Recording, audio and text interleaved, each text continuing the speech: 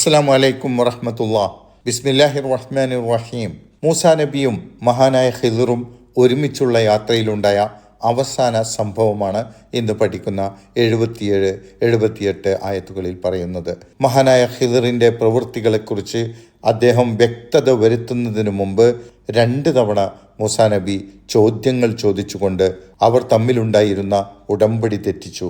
ഒടുവിൽ ഇനിയും ഞാൻ ഉടമ്പടി തെറ്റിച്ചാൽ അതോടുകൂടി നമ്മൾ ഒരുമിച്ചുള്ള യാത്ര താങ്കൾക്ക് അവസാനിപ്പിക്കാം എന്ന് മൂസാ നബി തന്നെ മഹാനായ ഖിദ്റിനോട് പറഞ്ഞതാണ് ഒടുവിൽ നാം പഠിച്ചത്.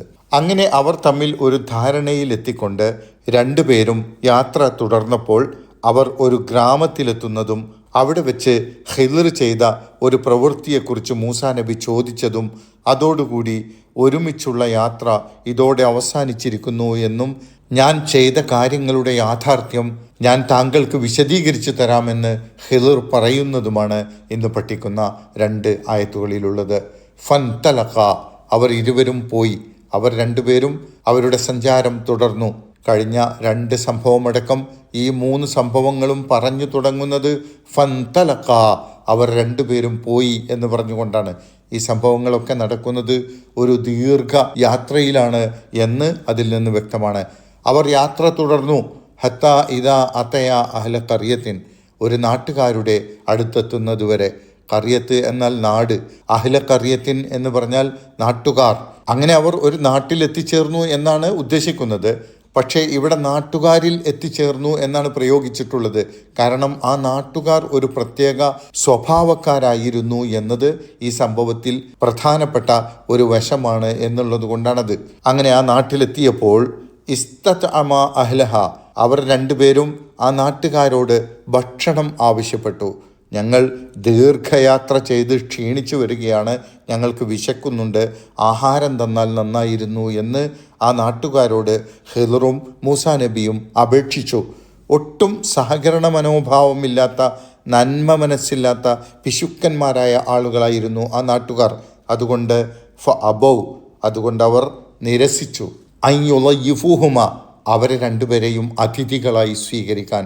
ഭക്ഷണം ആവശ്യപ്പെട്ടിട്ട് പോലും ആ നാട്ടുകാരും അവർക്ക് ആഹാരം നൽകാൻ തയ്യാറായില്ല എന്നതിൽ നിന്ന് ആ നാട്ടിലുള്ളവർ നന്മയിൽ താല്പര്യമില്ലാത്തവരായിരുന്നു എന്ന് മനസ്സിലാക്കാം. പക്ഷേ ആ നാട്ടുകാർ ഇത്ര ദയയില്ലാതെ പെരുമാറിയിട്ടും മഹാനായ ഖിദ്ർ അവരെ വെറുക്കുകയോ നീരസം കാണിക്കുകയോ ചെയ്തില്ല.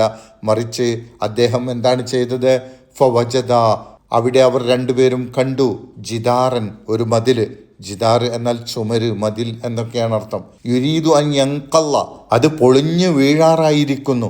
അതിൻ്റെ ഭാഷാർത്ഥം ഇങ്ങനെയാണ്: യുരീദു, അത് ഉദ്ദേശിക്കുന്നു, ആ ചുമർ ഉദ്ദേശിക്കുന്നു, അൻ യൻഖല്ല, തകരാൻ എന്ന് പറഞ്ഞാൽ ആ മതിൽ വീഴാറായിരിക്കുന്ന അവസ്ഥയിൽ ചെരിഞ്ഞു നിൽക്കുകയാണ്, ഇപ്പം വീഴും എന്ന അവസ്ഥയിൽ.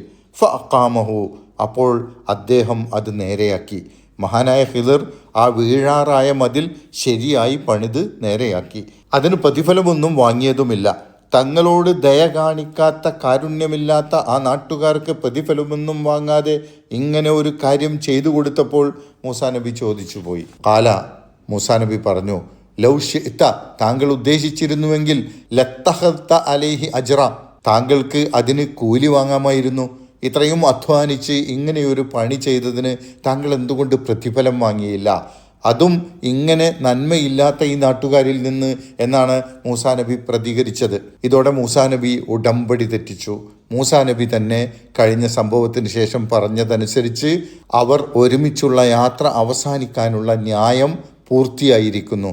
അതുകൊണ്ട് തന്നെ മഹാനായ ഖിദ്ർ അവർ തമ്മിൽ പിരിയുകയാണെന്ന് പ്രഖ്യാപിക്കുകയും ചെയ്യുന്നു. ഖാല, അദ്ദേഹം പറഞ്ഞു, ഖിദ്ർ പറഞ്ഞു, ഹാദാ ഫിറാഖു ബൈനി വ ബൈനിക, ഇത് എനിക്കും താങ്കൾക്കും ഇടയിലുള്ള വേർപിരിയലാണ്.